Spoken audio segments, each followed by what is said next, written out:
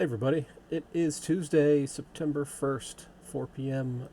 Eastern, and whatever that means where you live. So that means it's time for Monster Maverick Show, where we talk about all things Splinterlands, and sometimes we delve into related topics like other games and crypto in general and all that kind of stuff. So welcome everybody. We got a few people in the chat already. More people tend to file in. Let me mute this other Discord channel so I'm not bombarded by notifications. So welcome. It's been another week. It's been an eventful week, and we got a bunch of stuff to talk about. But before we get into all that, standard housekeeping stuff. You can join us on Discord, for live chat. You can join us on Theta for video and chat. There's Vim. There's ThreeSpeak. Replays are on podcast networks, Spotify, Google Podcasts. Ron's suggesting I should get drunk and yell at people. It makes it more exciting. Trust him. I've done that a couple times, and it is fun. However, I've been out of alcohol for quite a while now, and I live in Georgia, and they recently passed a law. So Georgia's very, very Southern Baptist when it comes to alcohol. It was about 8 or 10 years ago that they passed a law to allow sales of alcohol on Sundays, because the church-going folks didn't want to see their liquor stores open or whatever. So they passed that, and with COVID, they passed another bill about a couple of months ago saying that you could get alcohol delivered. And I think there were some restrictions on that.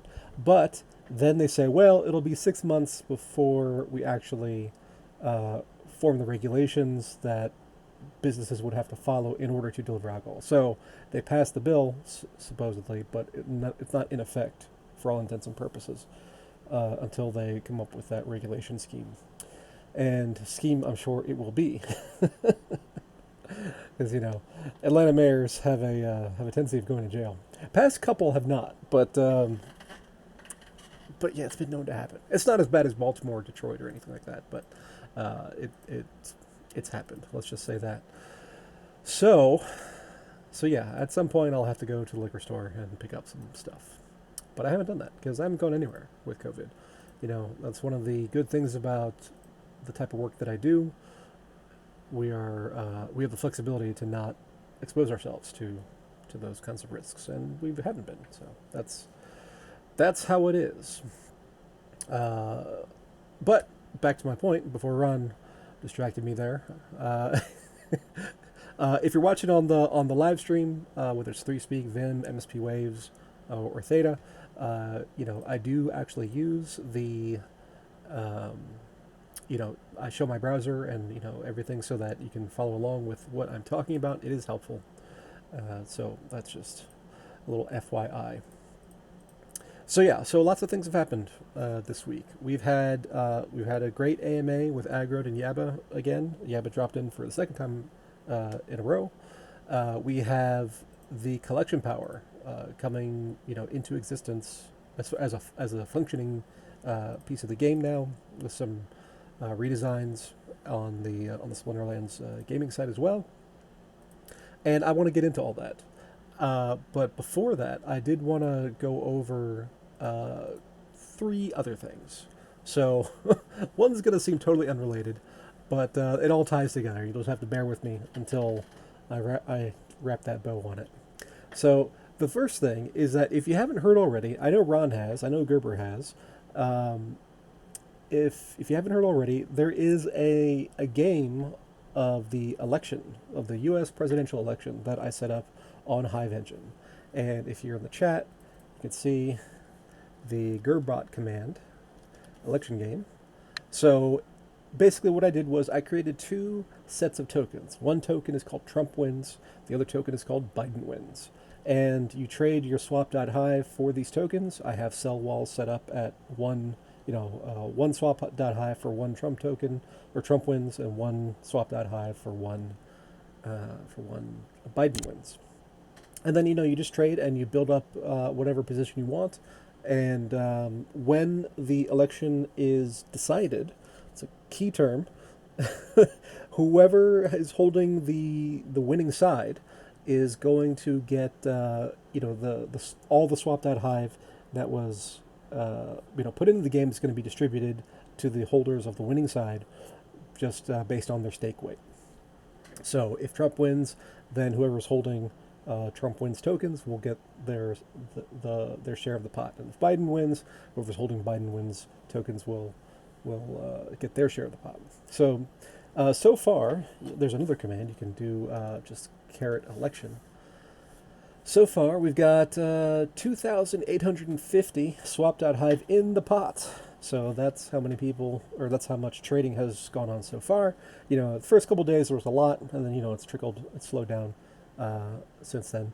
And I was kind of surprised, but the the conventions did not sway hive users very much one way or the other. The DNC convention and the RNC convention didn't really move the needle. I kind of thought it would, but you know, I guess people had already made up their minds by that point, which might be an interesting point for the general election. Um, so, if you haven't done that, if you haven't checked out that game, I recommend that you do. I am taking zero cuts of anything. I do have 100 on Trump wins, not because I'm a supporter of Trump, not because I like the guy, but I just think he's going to win.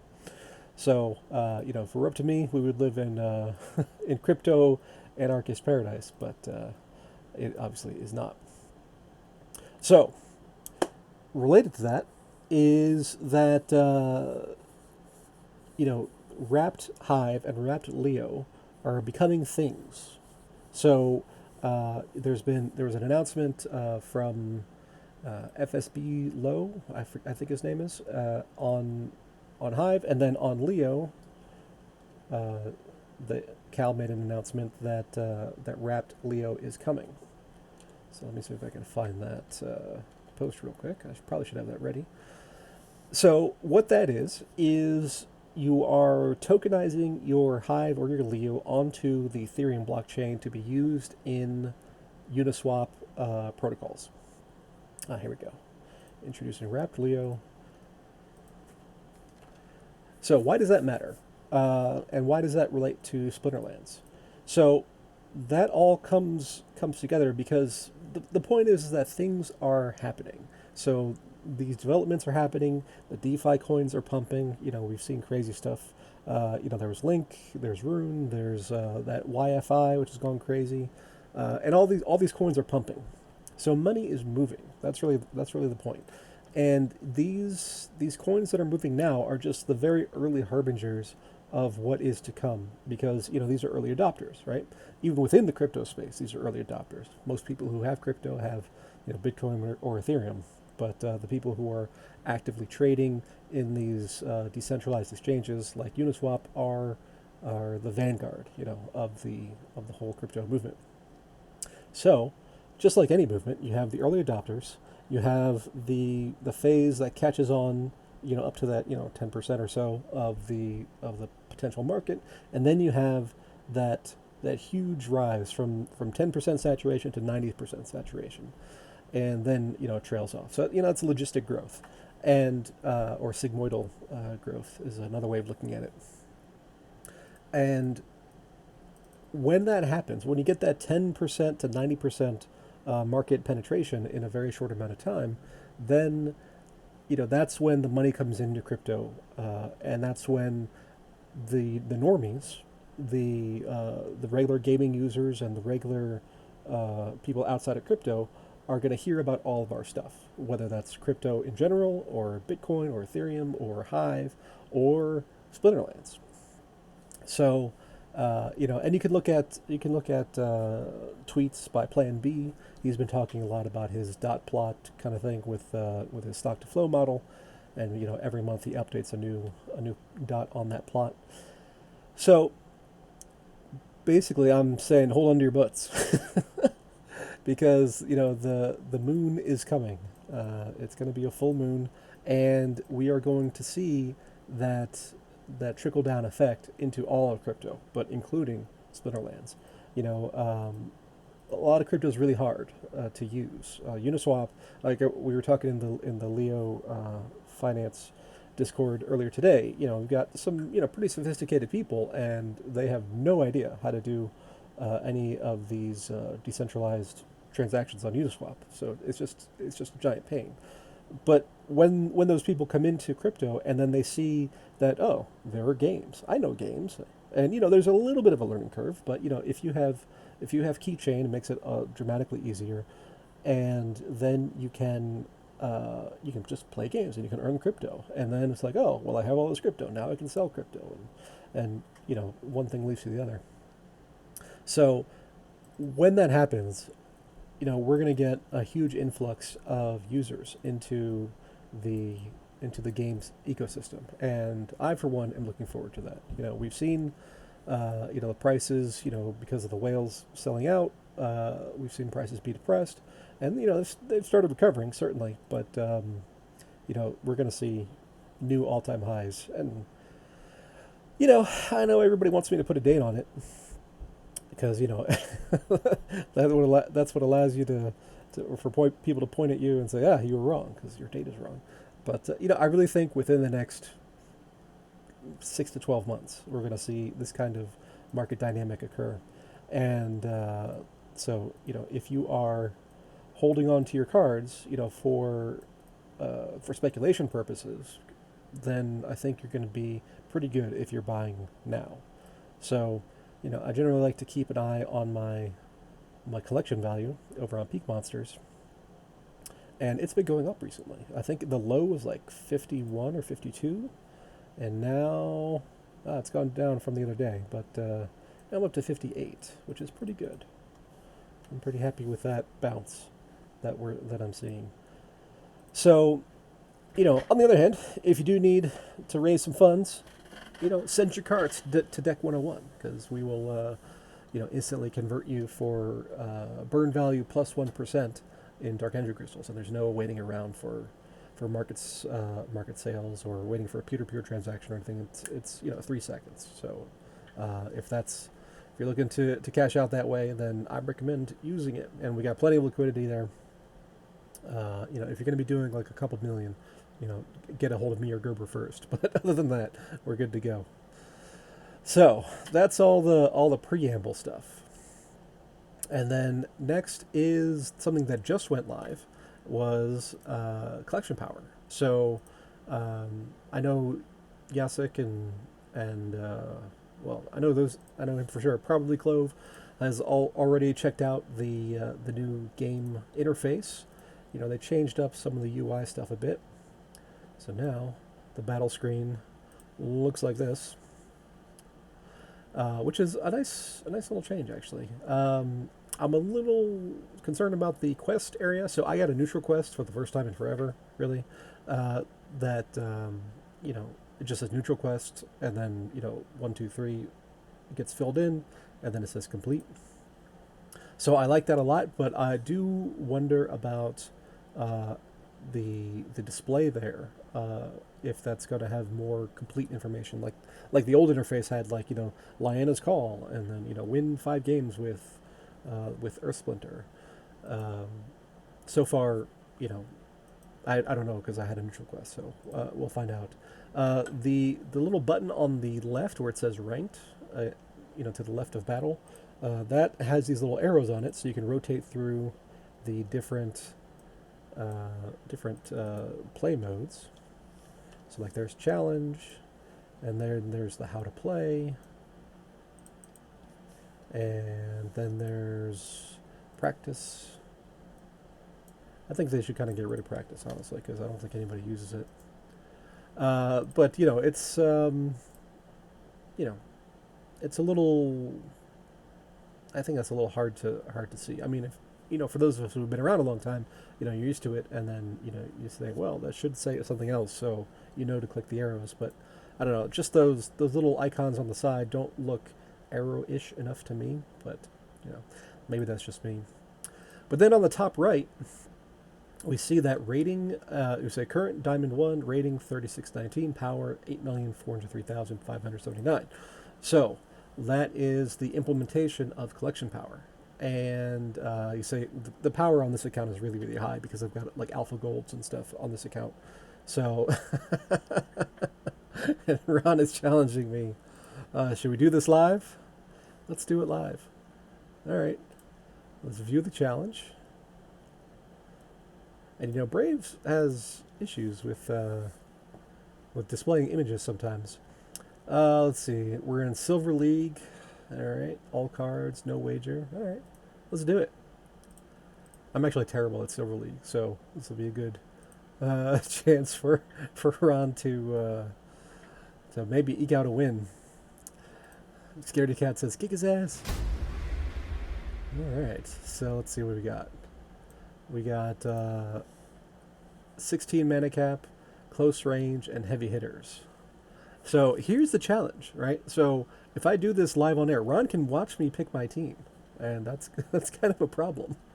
So what I'm going to do is I'm going to switch the scene. All right, so now you can't see my screen right now, and I'll make my team. Let's see. What do we want? What do we want? What do we want? Ron says he won't watch. I don't trust him, though. So there's that. All right, so do I lean into it or do I, think, move away? That's really the question. Man, silver cards kind of suck, I gotta say. I'm missing all of my abilities. Let's do. Ron says he's submitted. Man, I don't even know. Okay. Let's do that. And this is terrible. All right. All right. I'm submitted. Let's see how it goes. And it's thinking. It's thinking. All right, I'll switch back to the scene. We're waiting. Ron didn't think I would accept. Of course I accept. I never walk away from a challenge. It was kind of a surprise to see that pop up on the screen, though. Now he comes in. Jacek suggests a team. Oh, I don't know. I might very well lose this one.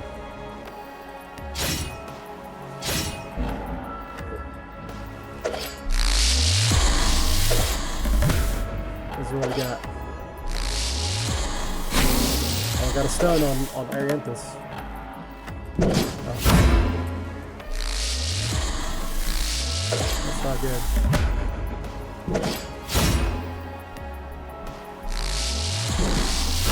This lightning dragon has got to kick my ass.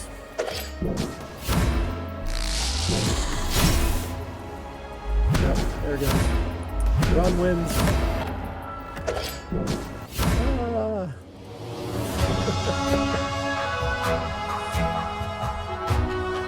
Alright. So now it's recorded for all to see. Someone was bragging in Monster Mavericks in the channel that they beat me earlier. I was like, well, lots of people beat me. It happens. That's for sure. But anyway, back to collection power. So, so we got the new requirements in order to be in the leagues. So you need you need to meet those thresholds in order to reach that next league. So Ron wants to be in Immortal Gods. You got to talk to Clove about that. She is the one in charge. I am just a member. So there are a couple interesting things here. So in the post, which is over here, I don't know if I pasted it already.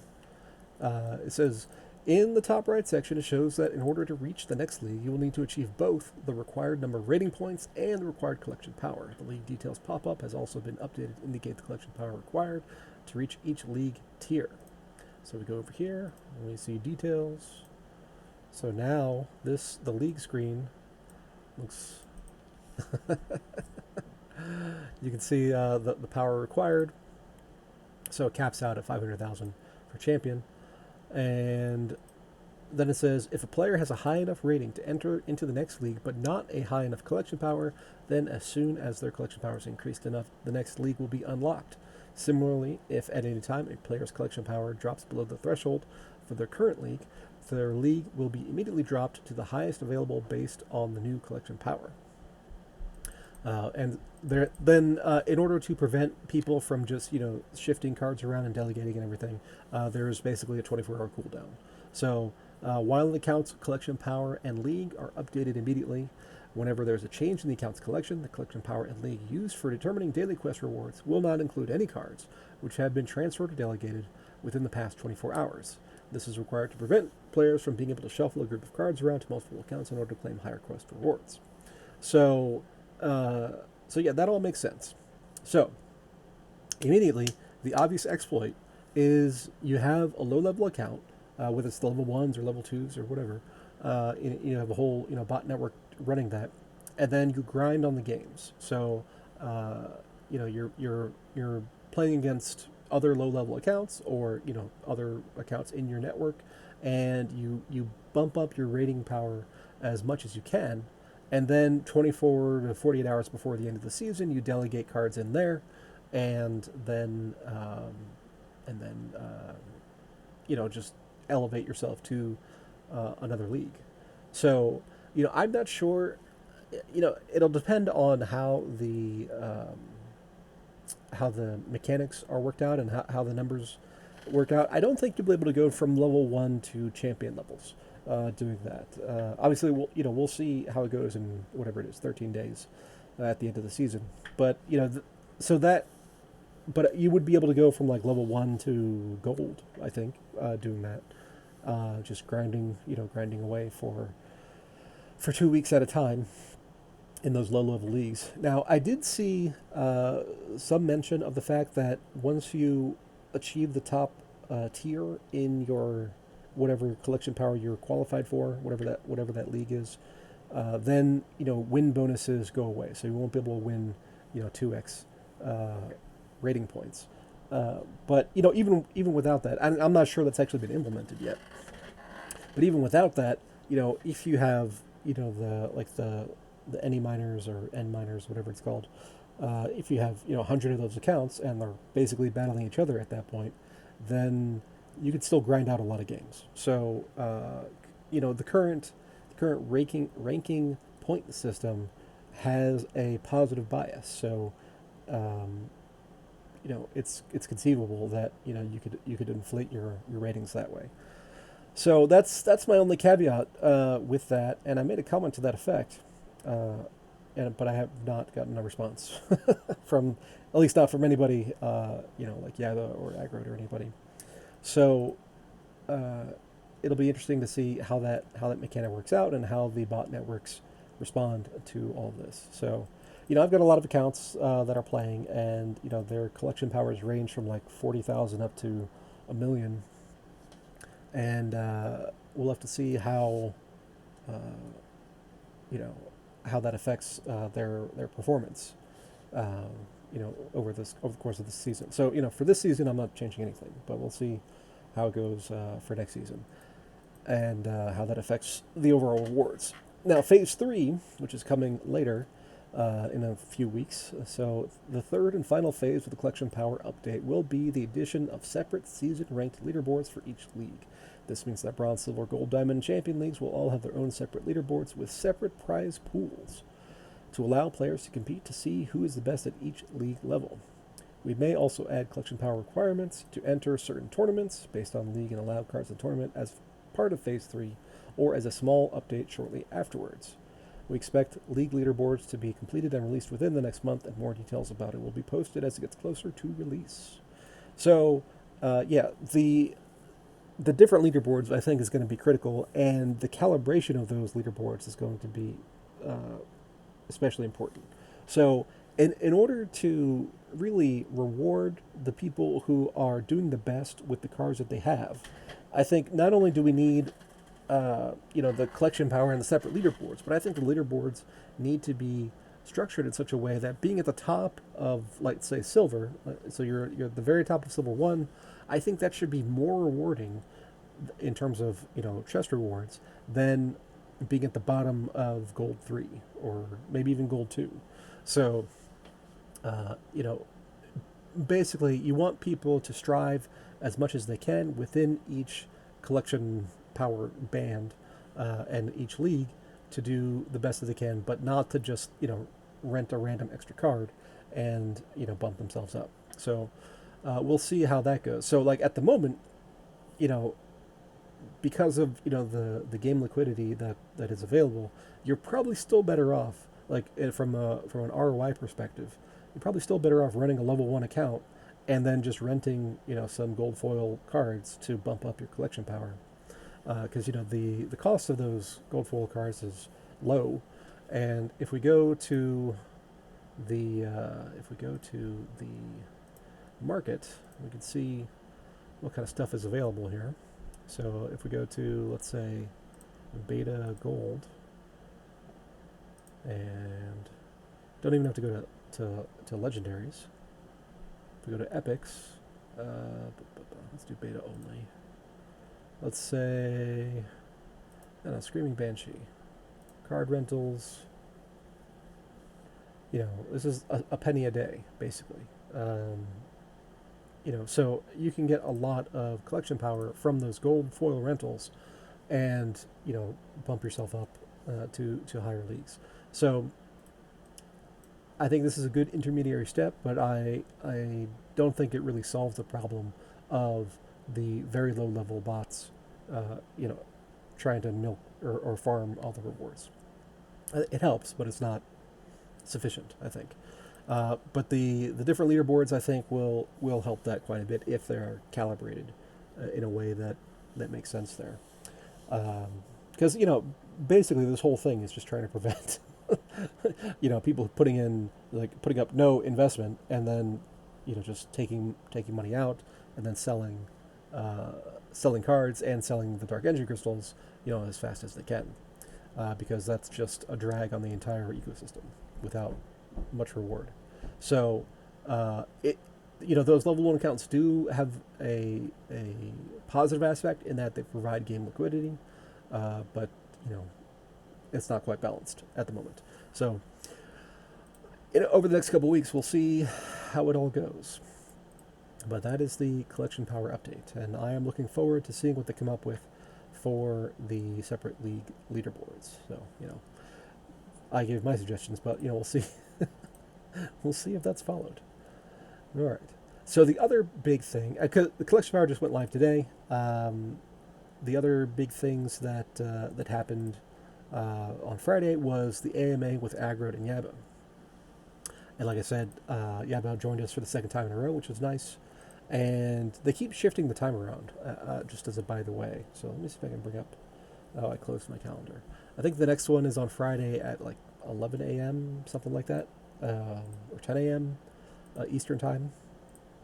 So just be aware of that if you like to listen live. So as far as I know, there were no recording problems this time. So if you want to listen to the recording directly, please feel free.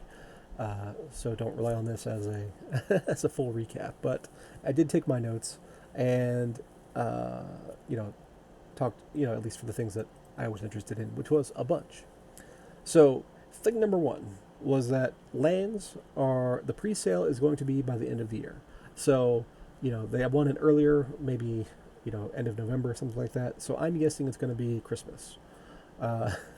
Thing number two is that there's going to be they're targeting 100,000 plots of land for pre-sale and initial version.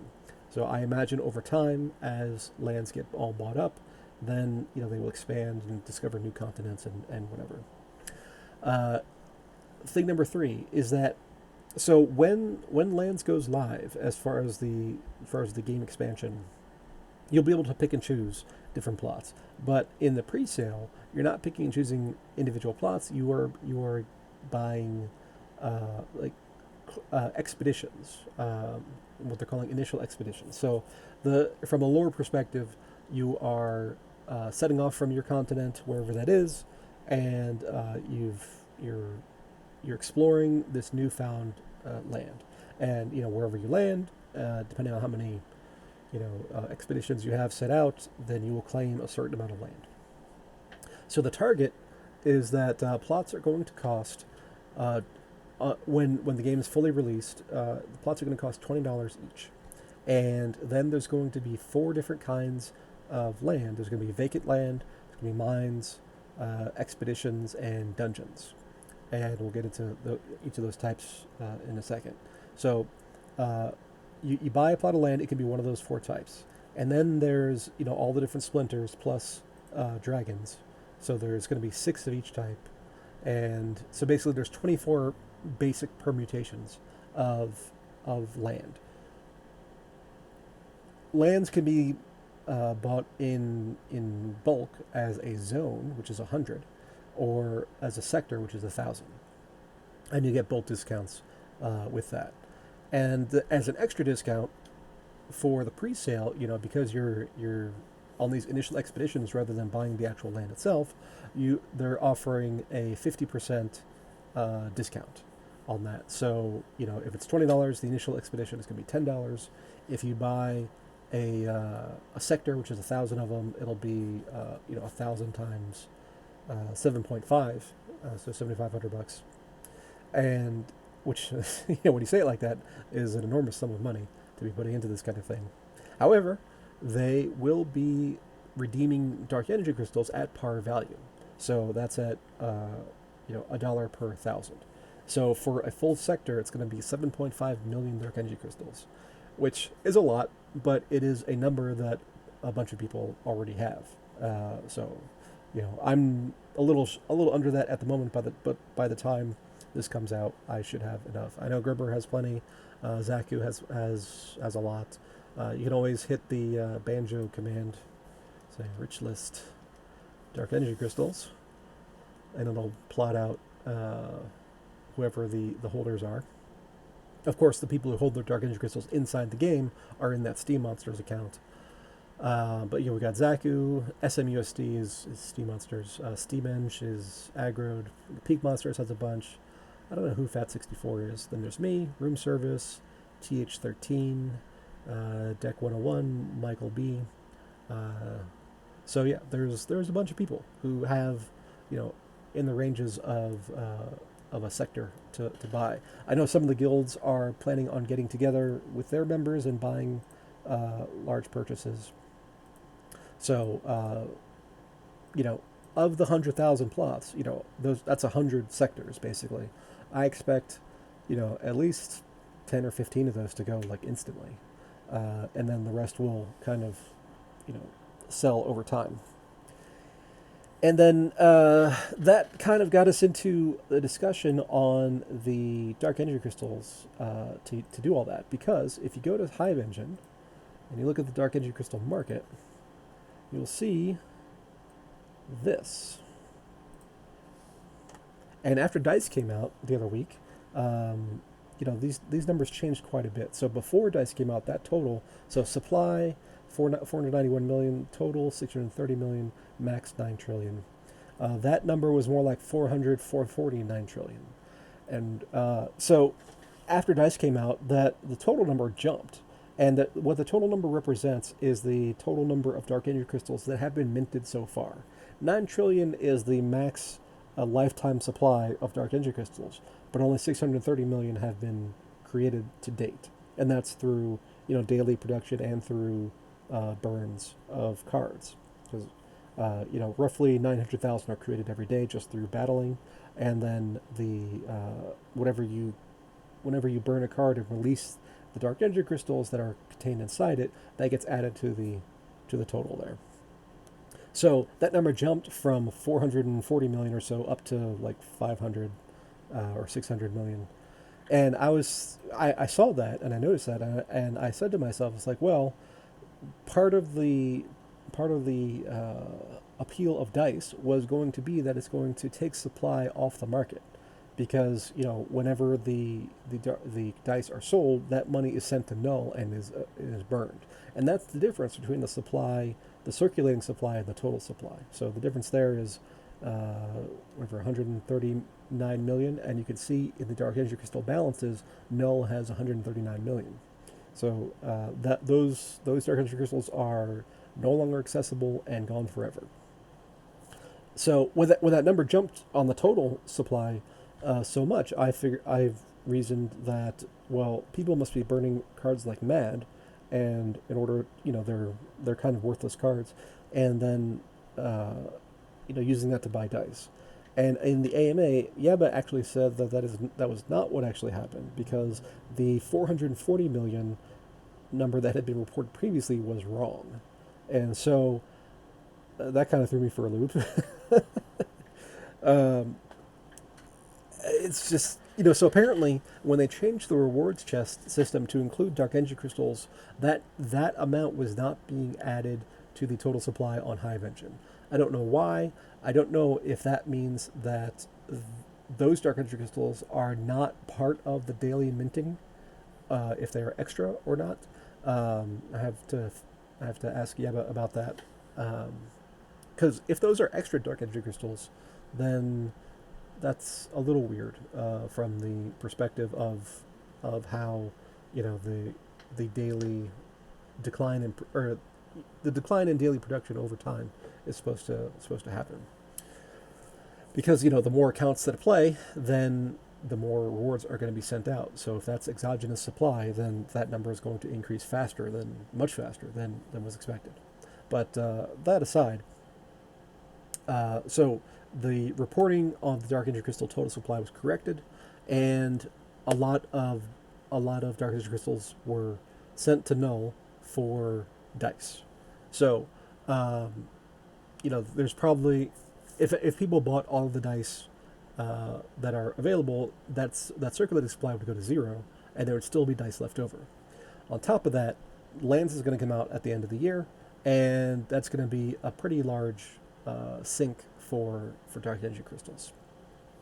Now, we did ask if those Dark Energy Crystals are going to be burned, and they said they're not committing, basically. So on the land, like I said, we have the vacant land, dungeons, expeditions, and mines. So vacant land is for building, placing buildings. So if everybody bought sectors, it would be 750 million. Dungeons are for growing monsters that are then harvested for shards. Expeditions are for getting essences, and mines are for getting key resources. So there's going to be a cost to buildings and upgrades and everything, and the buildings and upgrades, the Dark Energy Crystals for those will be burned, and the land purchases are kind of like a separate thing. That's it's the way Yab explained it was that they the upgrades and everything are internal to the game, but the sale of the lands themselves is kind of an asset that the team is creating. So they consider those different pots, and they said they may burn at least a portion of it, but they did not commit to any numbers or ratios or anything. So even if they burn none of it, 500 million circulating, not 500K. So even if they don't burn any of it, they will lock it up for a period and then distribute it as tournament rewards and things. So it would at least on a marginal basis, will slow the supply growth significantly even if they don't burn any of it.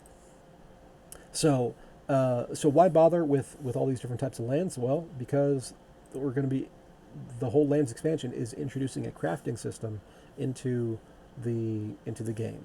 So basically, when you get shards and essences together, then those are going to be using a recipe of some sort, are going to create items.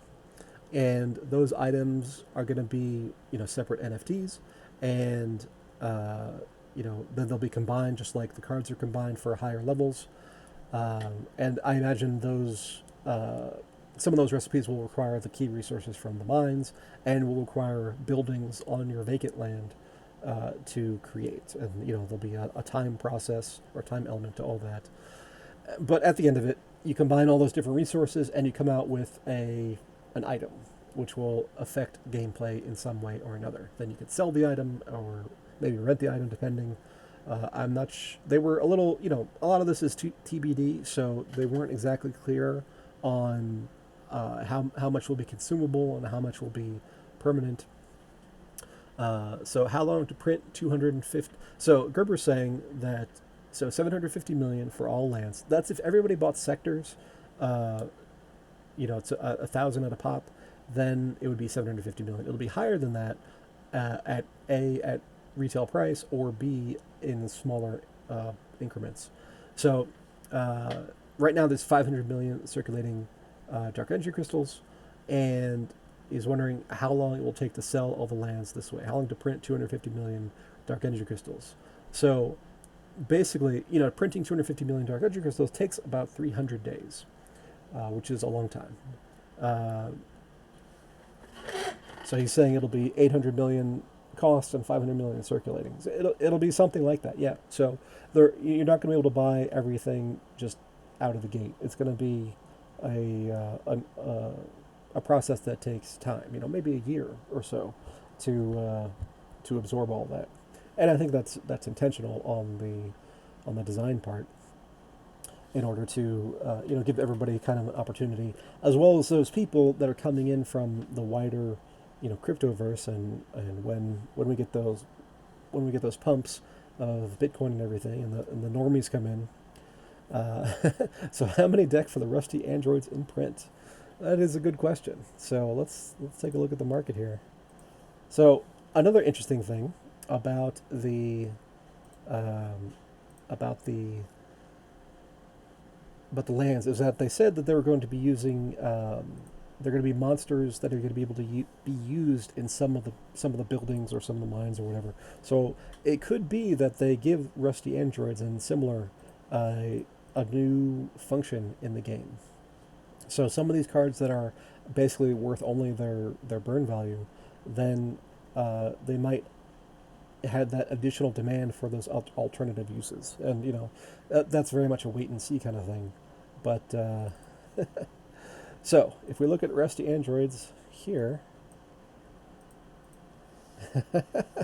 Revised Sociology says, that's my only max gold card, don't knock them.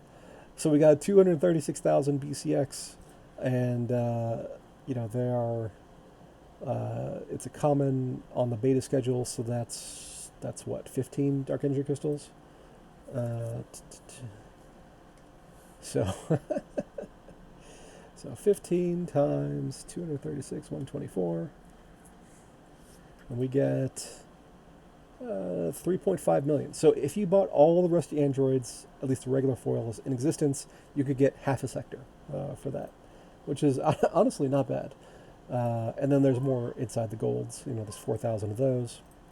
So let's do 40, 30 times 15 times 50.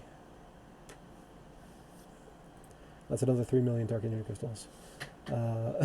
Revised Sociology says he once sent 100 regulars to someone as a joke. They're handy for that.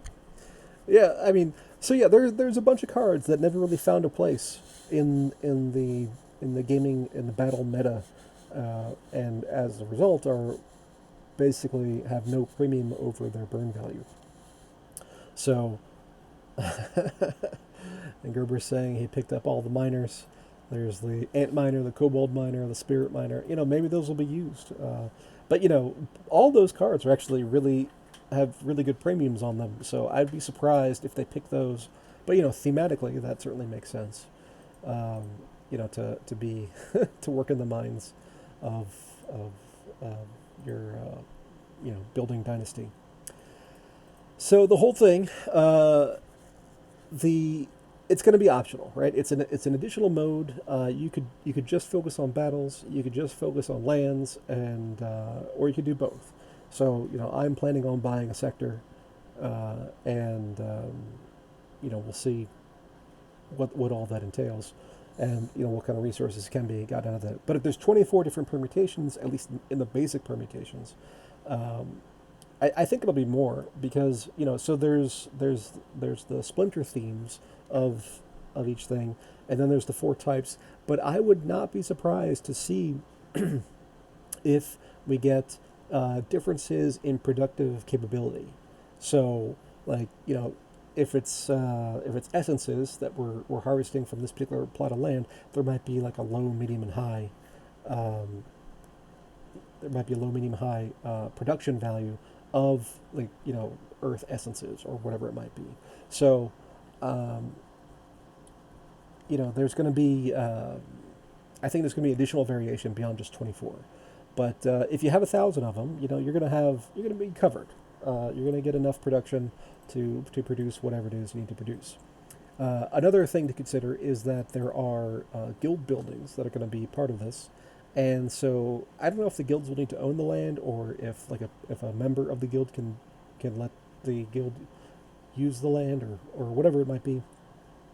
But so there's going to be more than just production production of items. There's going to be whatever bonuses that ends up working into the guild wars.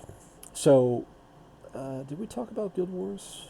That was actually a third element that Yaba and Aggro talked about. This was more Aggro's bag.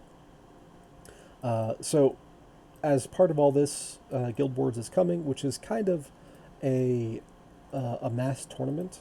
So, basically, the way Aggro explained it was that there's going to be an opt-in or opt-out of war on a guild basis. So, if Immortal Gods, opts to go to war, then they turn on the function to go to war, and then they're entered into the whole thing.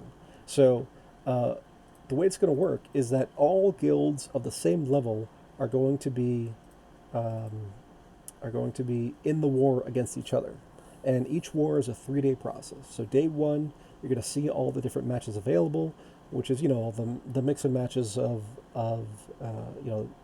mana counts and rule sets and all that kind of stuff. And I guess depending on the numbers available, you're going to be able to select who does which match, and basically go into kind of an anytime sort of tournament, which is day 2, which is the battling part, and then day 3 is reviewing and seeing the results. So and then it'll just repeat. You opt in and opt out to the wars as you choose, and so it's going to be segregated by level. And I actually have not looked, but I'm curious to see if there's enough guilds at all the levels in order to make that work. So Immortal Gods, which I'm in, is level 10, and there's, let's see, 1, 2, 3, 4, 5, 6, 7, 8, 9. There's 10 level 10s, and then there's one. That's kind of weird. Can we sort this by level? So, at least on this list, there's one level 9 and a few level 8s and a bunch of level 7s. So, it looks like there is enough. Because it's also weird that the lower level guilds have fewer people in them. So you need more of them in order to make the same numbers work. But we'll see how they work out that all those permutations. And wins in the war will award faction points, and then those faction points will be spendable in a guild shop, which again is a special building. And Agrid hinted that some of those faction points, some of the things you can buy with those faction points, will be buffs to lands and or crafting actions. I imagine there'll be cosmetic stuff in there as well, like the SPT shop that is coming at some point. And yeah, so that'll be Guild Wars. So it's basically a mass anytime tournament, but segregated into the different guild interfaces, which is kind of interesting. And a couple other things that Yaba mentioned were, Agrid and Yaba, was the dice airdrops. So everybody's concerned now that, I don't know how far we are. We sold about half of the dice for the first airdrop. We're at 31,000 right now. And, when it hits 50,000, it'll be airdrop time. So people are saying, in previous airdrops, if you got, for the legendary airdrops, if you had 425 untamed packs, then you were guaranteed at least one. And so people have been talking about, should it be a guaranteed rate, or should it still be random? And they said that they were going to look to the community, which is all of us, for which direction to go there, which is interesting. So what I had suggested was that, assuming 150 is the right number for a minimum guarantee of one, then allow randomness, but then cap it off at make sure at like if it's 150, cap it off at 250 as like a minimum rate. So if you buy 500 dice, then you would be guaranteed at least two. So 250 times two is the 500. So, but you might get more, right? So there's that room for randomness, but just kind of softening the floor and making it not quite so harsh that you buy 1,000 dice and you get one reward card or one airdrop card. That's a pretty harsh rule of the random number generator. So people had some comments about that why not just make it the lower rate guarantee and then just be done with it. But I think having randomness still in the system is a good thing. It's I forget the psychological term, but it's not having inconsistent rewards increases the activity and the satisfaction. So it triggers that dopaminergic reward circuitry in the brain, and better for for getting people hooked on the game. And the other thing that was mentioned was the tournaments and getting external tokens working.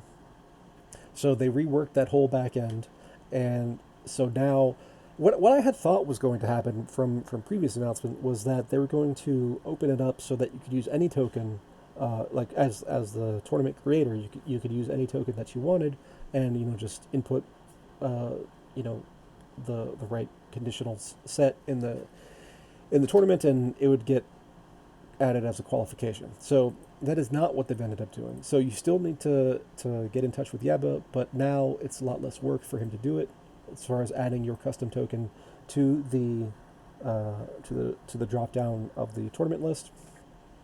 So theoretically, that will be more available, but not as available as I thought it was going to be from earlier announcements. So I know Gerber has talked about having some tournaments for D City folks, and they actually created a new event. Let's go ahead and chill D City for a second. So there is now a what is it, Splinterfest? If I go to the map,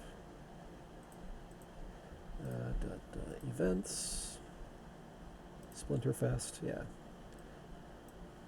So you can do that event. You send 500 Dark Energy Crystals to the game, and then you have this 24-hour period where it produces entry, and then you have a chance of winning dice. I was actually the first test subject here, and I did win is it a dice still? I don't know.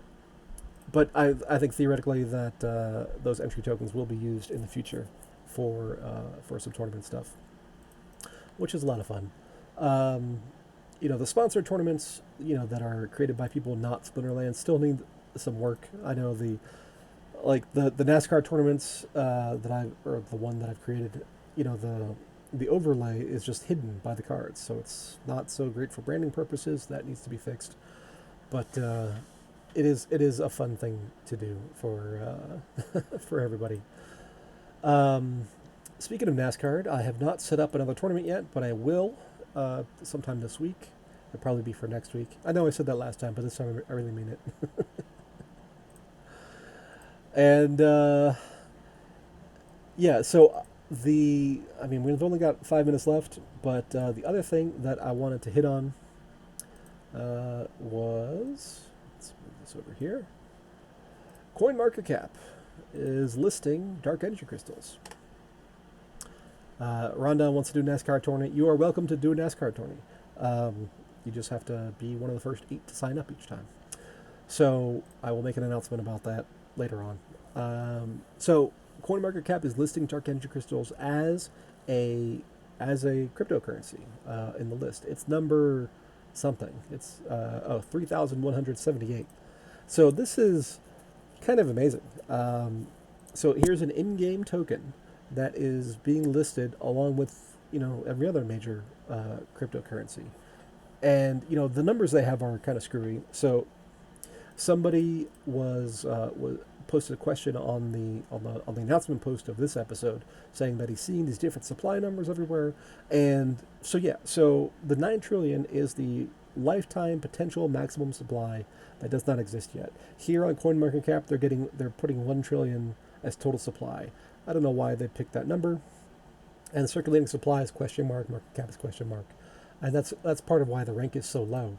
Because the only markets that they have listed here is Tron Trade. I'm announcing an announcement, yes. So that's the only market they have, and Tron Trade is obviously not the the native market, but it is a market that you could trade dark energy crystals on, and they just don't have all this information. So you can trade dark energy crystals in lots of places. The most common of which is Hive Engine. So really, we need to all kind of pressure aggro to get Hive Engine listed as a market for CoinGecko and CoinMarketCap, so that we can get on all these different listings and have better numbers than all this. So if we go back to that number, 491 million. So 491, 417, 123 times 0.000589.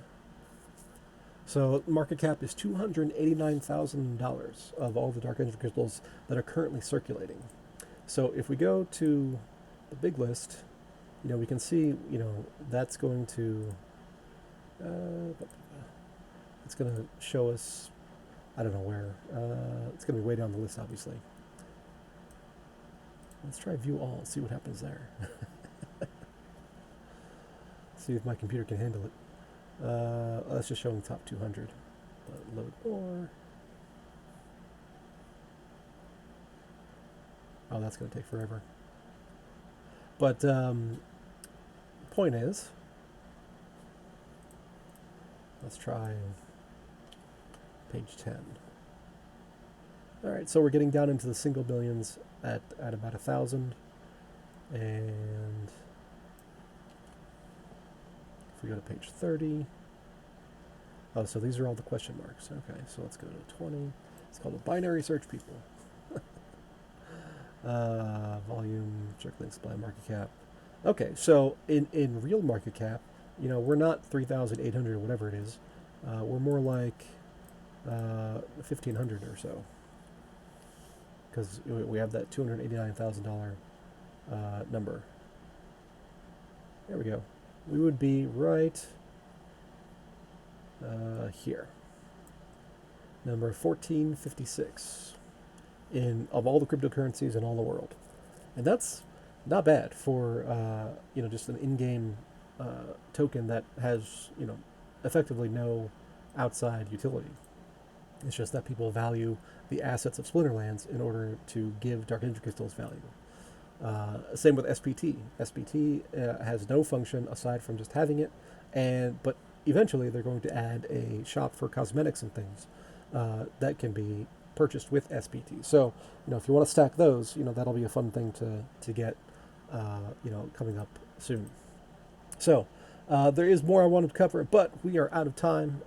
Stay tuned. Next is the Scaredy Cat Investment Show, where he talks about all things crypto and stocks, and give him a chart or give him a ticker. He'll chart it for you and do all that stuff. But that's it for today, and we will thank you all for coming. Clove says, "Got to stop spending all your deck." That is a true statement.